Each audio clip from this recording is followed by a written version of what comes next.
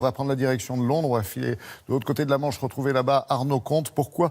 Parce qu'en cette période un petit peu compliquée, on va dire, de Brexit et d'Europe, on ne sait plus trop où on en est, et les Anglais non plus d'ailleurs. Peut-être est-ce pour cela d'ailleurs, Arnaud, qu'ils ont tendance à retourner au vert. Bonjour, oui, vous avez raison. Et d'ailleurs, pour prendre un bon bol d'air frais, les Londoniens sont plutôt gâtés puisqu'à à peine plus de 10 km du centre-ville, il y a un petit paradis, un petit havre de paix qui s'appelle Richmond Park. Richmond Park, c'est l'un des plus vastes parcs royaux et figurez-vous que c'est même l'ancien terrain de chasse du roi Charles Ier.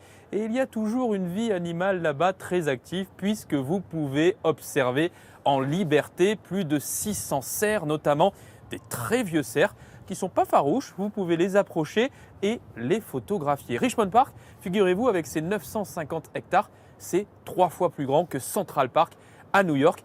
Et c'est une visite qu'on vous propose ce matin, vous aussi pour vous vider la tête, avec ce reportage signé Laura Calmus sur de très belles images de Juliane Roland.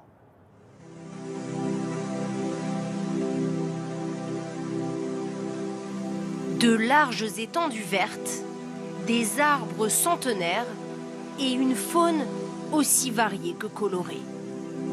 À quelques kilomètres de la City, au lieu de la finance à Londres, Richmond Park est l'un des poumons de la capitale britannique.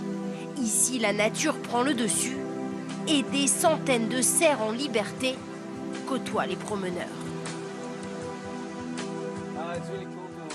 C'est incroyable d'être aussi proche des cerfs. Ils sont dans leur habitat naturel, c'est vraiment super.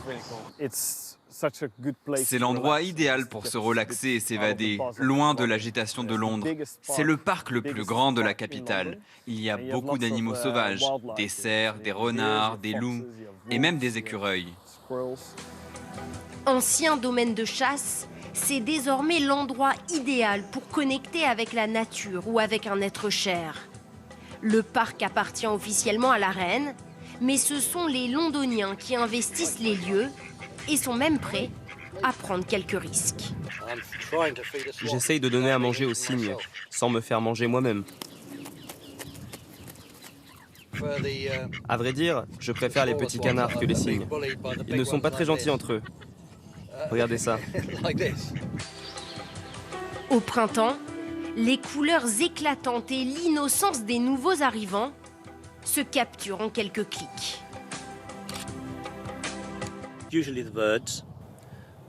Je peux tout prendre en photo.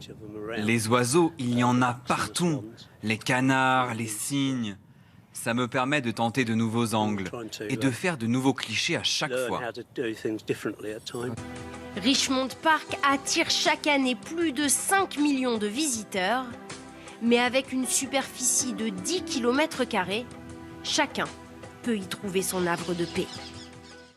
Bah oui, mais reste à savoir, Arnaud, si l'herbe est vraiment plus verte à Londres.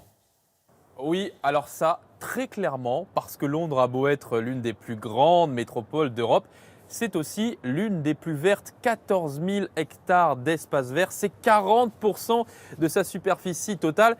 Et attention, cela va vous faire pâlir, c'est 6 fois plus d'espace vert qu'à Paris. Ce matin, je suis désolé, on ne va pas être très chauvin, mais Londres a quand même de l'avance sur Paris. Il y a des efforts à faire et on voulait vous faire profiter de ce petit bonheur, nous, qu'on côtoie ici au quotidien et qui est bien fort agréable.